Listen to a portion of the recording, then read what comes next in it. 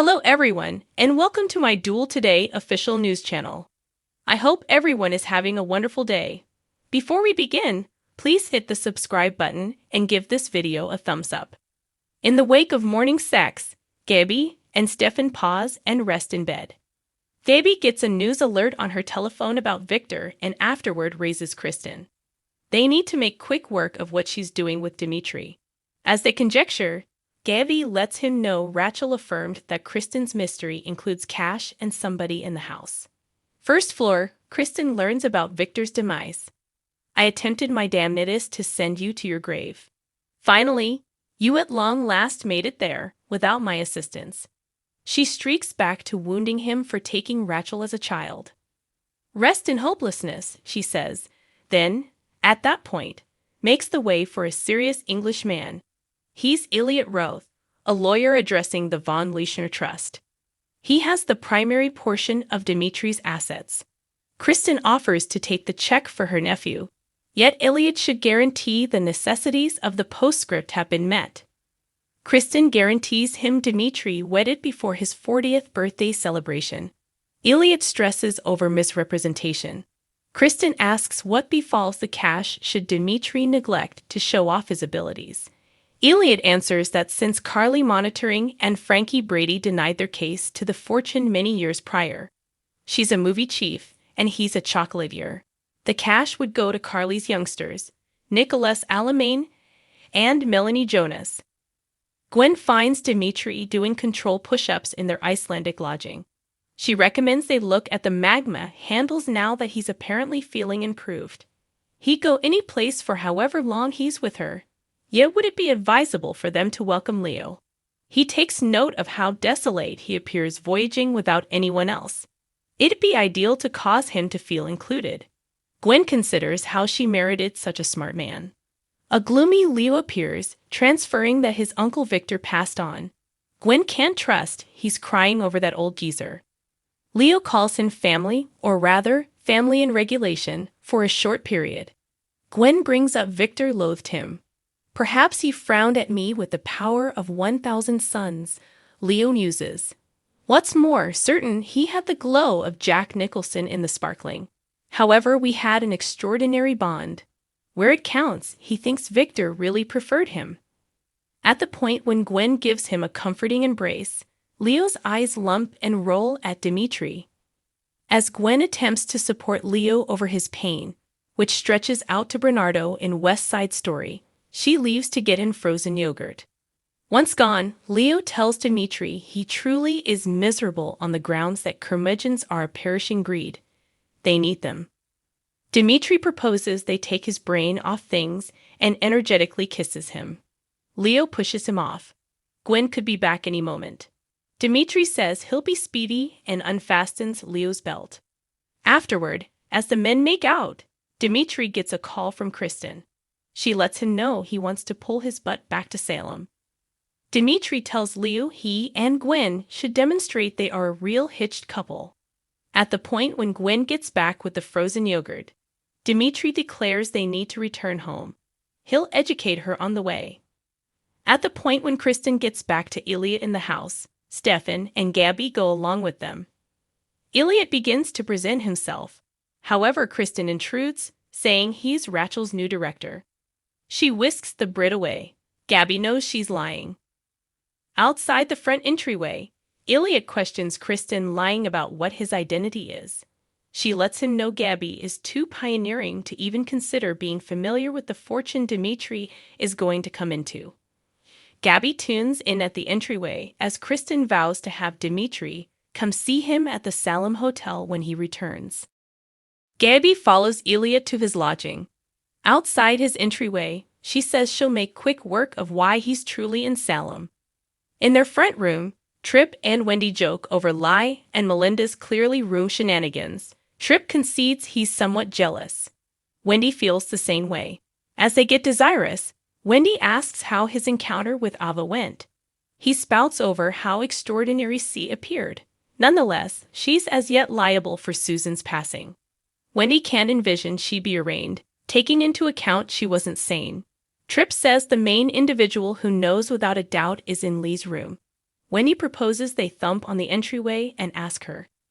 At the point when they hear more clamors coming from said room, they choose to make their very own couple while standing by to converse with Melinda. They kiss profoundly. Trip pulls away, not believing that their most memorable time should occur before a crowd of people.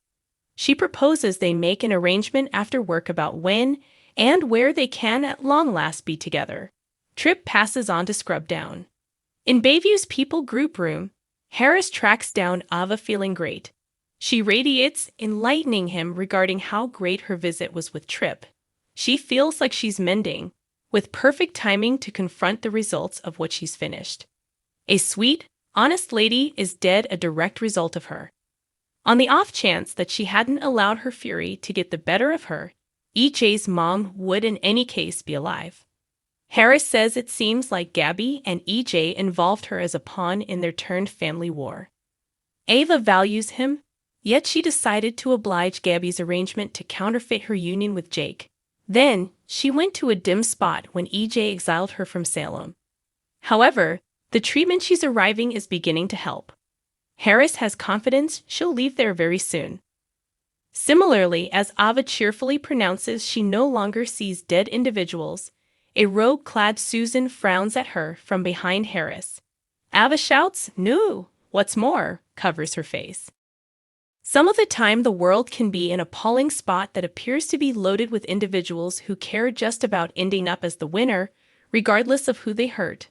While we expect something like that from some place like Days of Our Lives Salem, where the reprobates are amazing, and people are continually battling about cash and power. So, there are additionally a lot of good individuals out there and people paying special attention to you. That is the thing Dan Feuerriegel did after his chief reached him saying a troubled mother let them in on that somebody claiming to be EJ's portrayer had conned her girl out of cash. What's more, nowadays, that is to say, tragically, not a disengaged episode. So Feuerriegel took to his Instagram stories to share a video that was for such a long time. It took 3 attempts to get everything in. Most importantly, in the wake of sharing what occurred, he made a point to tell fans that he just has 3 authority accounts. 3. This one, Instagram. Facebook, which is Dan Feuerriegel, Blue Tick, Twitter, D Feuerriegel, Blue Tick. They're the main 3. They're true, that is all there is to it. The persuasive video beneath of the entertainer running the extreme mutter, for example, is on his main Instagram account. Just to be certain he was clear, Feuerriegel added that there are no secret confidential records any place under any condition, and he won't ever message individuals requesting photographs, requesting money, or any such thing. I have no partners, or supervisors, or marketing specialists, or anybody of that nature professing to work for me, requesting pictures. He then went into the indications of the phony, from bizarre usernames and addresses of the fakers' profiles, frequently containing things like runs and numbers, to the sentence structure. Frequently, English isn't their most memorable language, so look out for that. Also, the dependable method for knowing whether you're associating with somebody what fakes identity is assuming they request cash, photographs, remarks, or any such thing. Furthermore, assuming that there is somebody who might be listening attempting to get anything out of the fans, they're phony. However, simply block and report. You don't have to tell me, he shared. I value all of you paying special attention to me. Also, don't feel terrible on the off chance that you're focused on, in light of the fact that the tricksters pursue everybody, even the people who realize Feuerriegel best. These imbeciles send these messages to my companions, the entertainer shared as he tossed his hand up high in befuddled disdain. There's not exactly much manner of thinking to these individuals, but rather it will continue working out, and I'm certain I must continue to say this. However, don't part with your cash. Try not to part with private data. Offer nothing to anybody claiming to be me or anybody professing to be working for me. 3 authority accounts: Facebook, Twitter, Instagram, blue ticks. It would be ideal for we to note, assuming we should, that Twitter goes by X nowadays. However, he truly does spring up on there a piece less The Times of Our Lives entertainer utilizes his record beneath to check significant achievements like his acquiring U.S. citizenship and being lowered over his Emmy selection. I'm incredibly upset for that young woman that got fleeced and any other individual who got fleeced, he shared. Kindly, simply be careful. These individuals are simpletons that do this kind of bleep. They have no lives. Remain safe, Feuerriegel told his fans. I value your help and I value each and every one of you. Life in Salem can be harsh, particularly with families like the Dimmer going around. Be that as it may, not even Stefano would sink as low as these con artists. Mind control, global control, coordinated wrongdoing, sure. Be that as it may, he didn't go around fleecing believing individuals out of cash.